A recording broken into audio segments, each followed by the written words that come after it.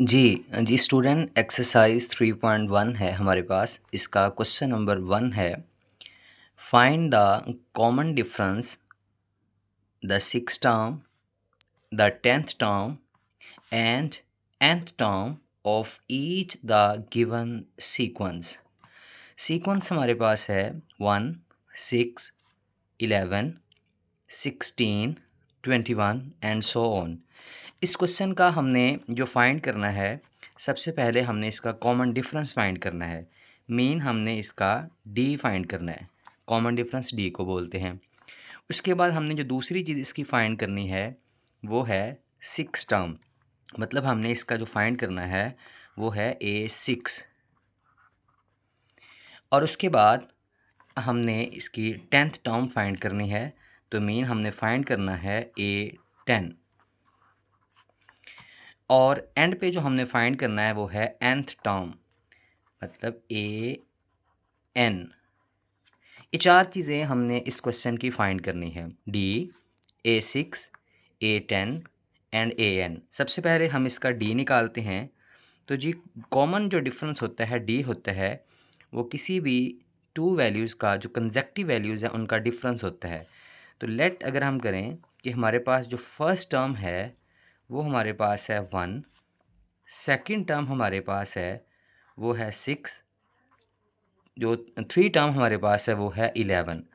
अब हम किसी दो वैल्यूज़ का, चाहे वो 2 और 1 का ले लें या 3 और 2 का ले लें, तो मैं 2 और 1 का लेता हूँ, A2 माइनस A1।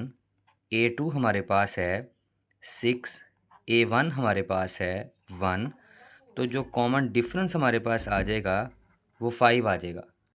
जी स्टूडेंट, हमारे पास इस जो कॉमन डिफरेंस आया वो 5 आया। अब हमने क्योंकि फाइंड करना था कॉमन डिफरेंस डी, वो हम फाइंड कर चुके हैं। अब हम A6 फाइंड करेंगे। अगर हम फार्मूला देखें, फार्मूला हमारे पास है AN equal A1 plus N-1 D। ये हमारे पास फार्मूला है अरिथमेटिक सीक्वेंस निकालने का। इसमें एन टर्म को शो कर रहा है, A1 फर्स्ट टर्म को, n नंबर ऑफ टर्म्स को और D कॉमन डिफरेंस को। हमने क्योंकि सिक्स टर्म फाइंड करनी है तो पुट n इक्वल 6। n को हम 6 पुट करें तो A6 A1 plus 6 minus 1 D, A6 equal A1 plus 5D।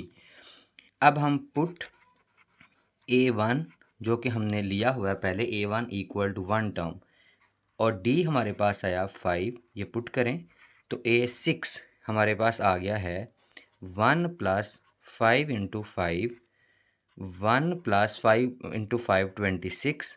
तो A6 हमारे पास जो टर्म्स आ चुकी है वो आ चुकी है 26। अब इसके बाद हम दोबारा अगली टर्म जो है हम फाइंड करनी है A10। A10 में हम वही फार्मूला दोबारा लिखते हैं, AN equal A1 plus N-1 D। क्योंकि हमने 10 टर्म्स निकालनी है, put N equal 10, A10 equal A1 plus 10-1 D। तो A1 प्लस 9D, ये हमारे पास A10 टर्म आ चुकी है। इसमें हम पुट करेंगे, put A1 equal 1, D equal हमारे पास आ जाएगा, D इक्वल हमारे पास आ गया है 5। तो A10 इक्वल 1 प्लस 9 इंटू 5, तो A10 इक्वल 1 प्लस 9 5 ज़र 45।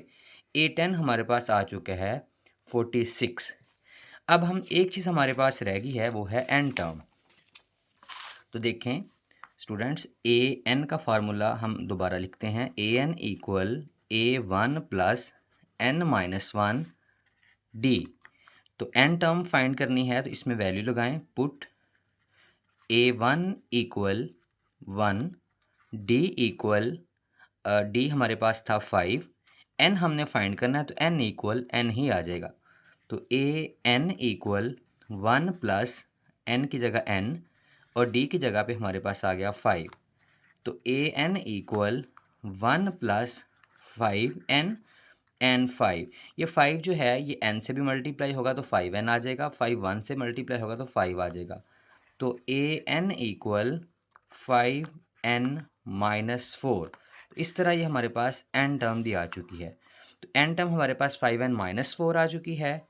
और बाकी जो टर्म्स हमने निकाली हैं a6 इक्वल वो 26 थी, और इसके बाद हमने निकाला था a10 जो कि हमारे पास था 46, और d हम शुरू में निकाल चुके हैं जो कि हमारे पास आया 5।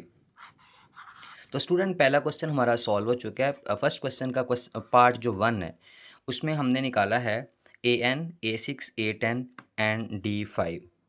जी स्टूडेंट, अब हम क्वेश्चन 1 का सेकंड पार्ट जो है उसकी तरफ चलते हैं। वो है -6, -3, 0, 3 एंड सो ऑन। हमने फाइंड क्या करना था इस क्वेश्चन में, दोबारा लिखते हैं। डी हमने फाइंड करना है कॉमन डिफरेंस, a6 हमने फाइंड करनी 6 टर्म, a10 हमने फाइंड करना है 10th टर्म, और लास्ट पे हमने an फाइंड करना है nth टर्म। सबसे पहले हम d निकालते हैं। आपको पता है कि d जो है वो कोई भी टू जो कंसेक्टिव वैल्यूज़ है उनका डिफरेंस होता है। तो लेट कर लें, हमारे पास जो फर्स्ट टर्म है वो -6 है, सेकंड टर्म हमारे पास -3 है, और 3 टर्म हमारे पास 0 है। आप किसी भी दो वैल्यू को माइनस कर सकते हैं, तो मैं सेकंड में से फर्स्ट ही माइनस करूँगा। तो सेकंड वैल्यू मेरे पास है -3, फर्स्ट वैल्यू मेरे पास है -6। तो देखें -3 + 6 मेरे पास आ चुका है 3, यानी कि मैंने कॉमन डिफरेंस निकाल लिया है, वो है 3। अब इसके बाद स्टूडेंट अब हमने फाइंड करना है 6 term. We know that an equal a1 + n-1 d। क्योंकि हम a6 टर्म जो है वो फाइंड करना चाह रहे हैं, तो हम पुट करेंगे स्टूडेंट, पुट n इक्वल 6। तो आ जाएगा a6 इक्वल a1 + 6-1 d। तो a6 इक्वल a1 + 5d। अब हम इसमें d और a1 दोनों की वैल्यू लगा देंगे।